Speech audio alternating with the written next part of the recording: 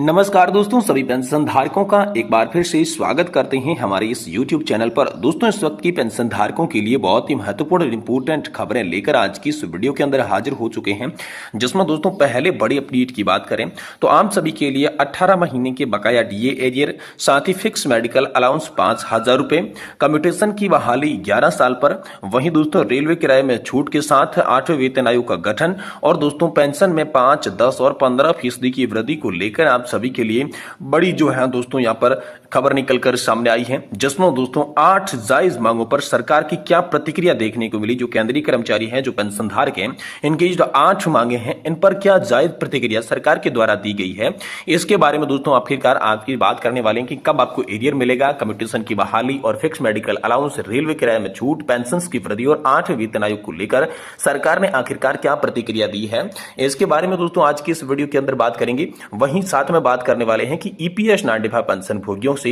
यहां पर मथुरा की सांसद हेमा मालिनी जी और नितिन गडकरी जी ने बड़ी मुलाकात की है। तो इस मुलाकात के अंदर दोस्तों आप सभी पेंशन धारकों के लिए क्या बड़ी खबरें निकल कर आई, क्या आश्वासन आप सभी को मिला और क्या मांगे आप सभी की पूरी होने वाली है, इसके बारे में बात करेंगे। वहीं दोस्तों बात करने वाले जो केंद्रीय कर्मचारी हैं, जो पेंशन भोगी है, उनके लिए दोस्तों यहां पर डियरनेस अलाउंस और डियरनेस रिलीफ बढ़ोतरी का जो है आदेश आया है, जिसके तहत अब आपको बढ़ा हुआ डीए कितना मिलेगा और दोस्तों डीए के अंदर आपको डिफरेंस कितना देखने को मिलेगा और बकाया एरियर आपको कितना मिलेगा, और साथ ही बात करने वाले हैं टोटल आपको इंक्रीजमेंट कितना मिलेगा यहां पर जो है, इसके बारे में बात करेंगे। क्योंकि नई टेबल दोस्तों आप सभी के लिए जारी हो चुकी है, तो उसी टेबल के आधारित आप सभी को पूरी जानकारी देंगे।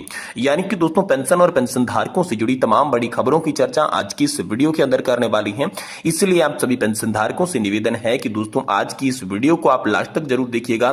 दोस्तों चैनल को सब्सक्राइब करना छोड़ दीजिए, वीडियो को लाइक करना छोड़ दीजिए, लेकिन वीडियो आप पूरा देखिए, तभी आपको पूरी जो जानकारी है वो पता चलेगी। पेंशन पर क्या क्या बड़ी खबरें आई पूरी आपको तभी पता चल पाएगी।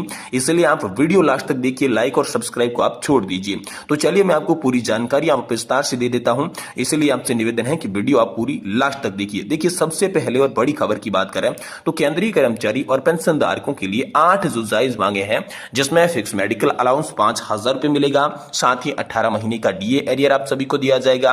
कम्यूटेशन की बहाली जो हाल फिलहाल में 15 साल पर हो रही है, वो 15 साल की बजाय 11 साल पर कैसे होगी, और पेंशन में 5, 10 और 15% की वृद्धि कैसे हुई है, 8वें वेतन आयोग के गठन को लेकर क्या खबर है, रेलवे किराए में किस तरीके से पेंशन धारकों को छूट मिलेगी, इन तमाम जो 8 मांगे हैं इस पर सरकार की क्या प्रतिक्रिया आई है, सबसे पहले हम इसके बारे में विस्तार से जानकारी जान लेते हैं। लेकिन निवेदन आपसे एक ही रहेगा कि वीडियो आप लास्ट तक एंड तक पूरा जरूर देखिएगा। दोस्तों केंद्रीय कर्मचारी और पेंशन भोगी लंबे समय से अपनी मांगों को पूरा करने की गुहार जो है वो केंद्र समक्ष सरकार के समक्ष जो है करते आ रही है, लेकिन केंद्र सरकार अड़ियल रवैया अपनाते हुए इन मांगों को दरकिनार कर रही है। चुनाव जीतने के लिए सरकार अपने चुनिंदा लोगों को मुफ्त सुविधाएं देने की घोषणा करती है, लेकिन जो कर्मचारी और पेंशन भोगियों के प्रति मांगे हैं उनके प्रति उदासीनता है, जिससे कर्मचारियों और पेंशन भोगियों की बहुत ज्यादा कठिनाइयों का सामना करना पड़ता है। तो ऐसे में चलिए हम जानते हैं कि कर्मचारियों और पेंशन भोगियों की कौन कौन सी जायज मांगे हैं जो कि पूरी होनी चाहिए। अब तक सरकार इन मांगों के ऊपर क्या रिएक्शन दे चुकी है, चलिए इसके बारे में बात करते हैं। तो सबसे पहले बात करते हैं 18 माह की बकाया डीए एरियर की। तो मांग थी सरकारी कर्मचारी और पेंशन भोगी 18 माह के डीए एरियर का तुरंत भुगतान करने के लिए सरकार से मांग कर रही थी। इस पर सरकार ने प्रतिक्रिया दी है कि इस सरकार बार बार ये कह चुकी है कि ये बकाया नहीं दिया जाएगा, इसका उपयोग कोरोना काल में कर लिया, इसके लिए आपको यहाँ पर नहीं दिया जा सकता। तो 18 महीने के डीए एरियर पर ये आप सभी के लिए बड़ी खबर निकल कर आई। वहीं कम्यूटेशन की मांग की बात करें तो कम्यूटेशन की वसूली जो है 10 साल 8 महीने में पूरी हो जाती है, इसलिए 15 साल की जो अवधि है उसे घटाकर 11 साल कर दिया जाना चाहिए। तो इस मामले पर सरकार का रुख हाल फिलहाल में स्पष्ट नहीं नजर आ रहा है। सरकार अभी भी पुराने ढांचे पर चल रही है। परंपराओं के अनुसार इसकी बहाली 15 साल पे होती है, तो पेंशन भोगियों को इससे लाखों सा नुकसान तो होता है, लेकिन सरकार अभी जो है 15 साल की अवधि पर ही आप सभी के लिए कम्यूटेट करने वाली है। वही सेवानिवृत्ति के बाद आपकी पेंशन बढ़ोतरी की बात आती है 5, 10 और 15%। तो यहां पर मांग थी कि 5 साल सरकार के बाद दोस्तों 5% बेसिक पेंशन बढ़ानी चाहिए। वर्तमान में जो 80 वर्ष की आयु पार करते हैं तभी आपको 20% पेंशन बढ़ोतरी का फायदा मिलता है, उसी हिसाब से हर 5 साल में 5% जो है यहां पर पेंशन बढ़नी चाहिए। तो इस पर सरकार ने प्रतिक्रिया दी, जिसमें संसदीय समिति की सिफारिशों पेंशन भोगियों का डाटा मंगाया गया है, लेकिन बाद में इसको ठंडे बस्ते में डालकर इस मुद्दे को सरकार कार्रवाई नहीं कर रही है, यह अपडेट आया है। वहीं बात अगली मांग की करें तो वर्तमान में 1000 रुपए जो प्रतिमाह मेडिकल अलाउंस आप सभी को मिल रहा है उसे 5000 रुपए तक किया जाना चाहिए। इसको लेकर दोस्तों सीजीएच अस्पतालों की संख्या भी राज्य में बढ़ानी चाहिए, इसको लेकर मांग आई। तो इस मामले पर सरकार चुप है, सरकार इस मांग मौन धारण करके बैठी है। पेंशन धारकों के लिए कोई बढ़ोतरी नहीं कर रही है, न ही फिक्स मेडिकल अलाउंस को बढ़ा रही है। इस मांग पर अभी तक आप सभी के लिए कोई भी अच्छी खबर नहीं आई है।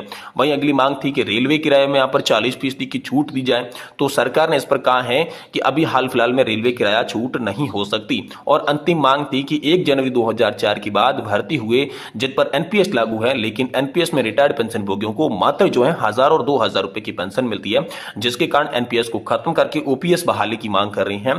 तो सरकार ने ओपीएस बहाल करने के पक्ष में यहां पर नहीं है। एनपीएस में सुधार करने के लिए कमेटी गठित की है, लेकिन कमेटी अभी तक रिपोर्ट पेश नहीं कर पाई है।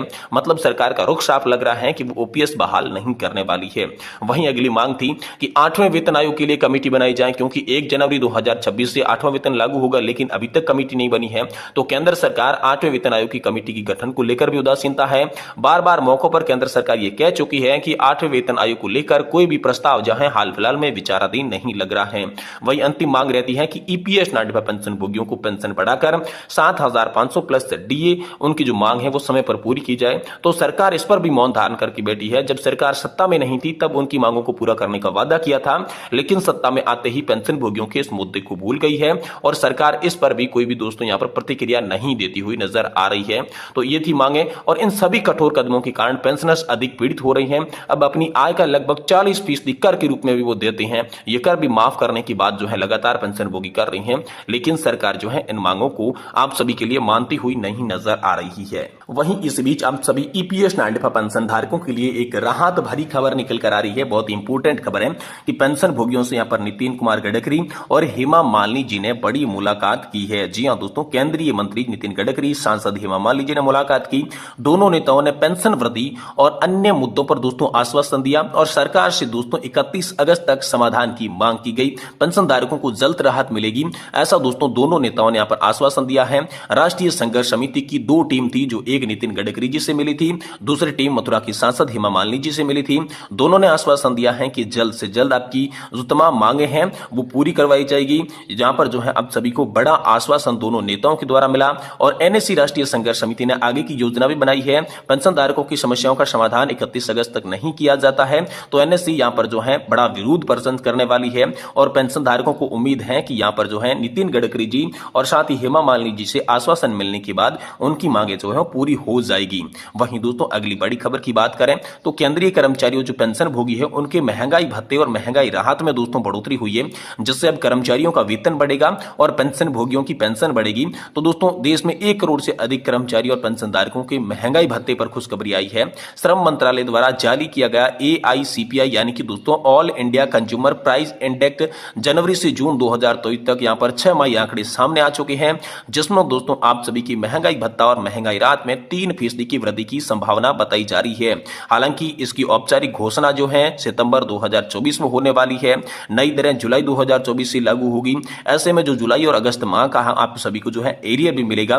तो कितना एरियर मिलेगा मैं आपको मोटा मोटा अंदाजा नई टेबल के आधार पर बता देता हूं। जी हां दोस्तों, आप देख सकते हैं ये टेबल जो है जिसके आधार पर मान लेते हैं किसी भी कर्मचारी की यहां पर जो है बेसिक 18,900 रुपए है तो उसे 50% डीए के हिसाब से 9,450 रुपए मिल रही थी, लेकिन 3% डीए और बढ़ गया तो दोस्तों उन्हें 10,017 रुपए मिलेंगे। इस प्रकार 3% डीए बढ़ने से उनके जो यहां पर डियरेंस अलाउंस में जो डिफरेंस आया है वो 5,060 रुपए का डियरेंस अलाउंस के अंदर जो है डिफरेंस आया है। और एरियर की बात की जाए तो 2 महीनों का एरियर दोस्तों उन्हें 1130 रुपए के तकरीबन मिलेगा, यानी कि कुल मिलाकर जिनकी भी 18,000 रुपए की बेसिक है उनको 1,700 रुपए का फायदा दोस्तों होने वाला है। और जैसे जैसे बेसिक बढ़ती जाएगी वैसे वैसे आपका फायदा बढ़ जाएगा। किसी की मान लीजिए 40,000 रुपए की बेसिक है तो उनका डीए जो है वो 1,200 रुपए प्रति महीना पड़ेगा। ऐसे में एरियर के साथ